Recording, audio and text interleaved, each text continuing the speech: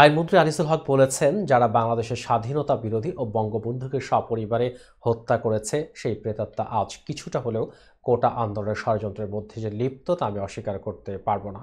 সেটা আপনারাও বুঝতেছেন, আমরাও বুঝতেছি। শুক্রবার সকাল 10:30টায় আখাউড়া রেলওয়ে জংশন স্টেশনে সাংবাদিকের প্রশ্নের জবাবে তিনি এমন মন্তব্য করেন।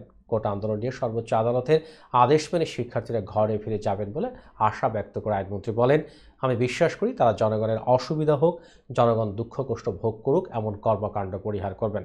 কোটা সংস্কার আন্দোলনকারীরা ঘরে ফিরে না গেলে সরকারের পক্ষ থেকে কোনো ব্যবস্থা নেওয়া হবে কিনা এমন প্রশ্নের জবাবে আইনমন্ত্রী বলেন, জনগণের জানমাল রক্ষা করা ও তাদের সুবিধা অসুবিধা দেখা সরকারের দায়িত্ব। সেখানে যদি কেউ বাধাগ্রস্ত করে সরকারকে তখন আইন মোতাবেক ব্যবস্থা নিতে হবে। এ সময় আইনমন্ত্রীর সঙ্গে উপস্থিত ছিলেন আখাউড়া উপজেলা আওয়ামী লীগের সাধারণ সম্পাদক ও পৌর মেয়র তাকজিল খলিফা কাজল, ভাইস চেয়ারম্যান উপজেলা ছাত্রলীগ সভাপতি শাহাবুদ্দিন বেগ শাপলু সহ উপজেলা আওয়ামী লীগ, যুবলীগ ও ছাত্রলীগের নেতাকর্মী ও সমর্থকরা।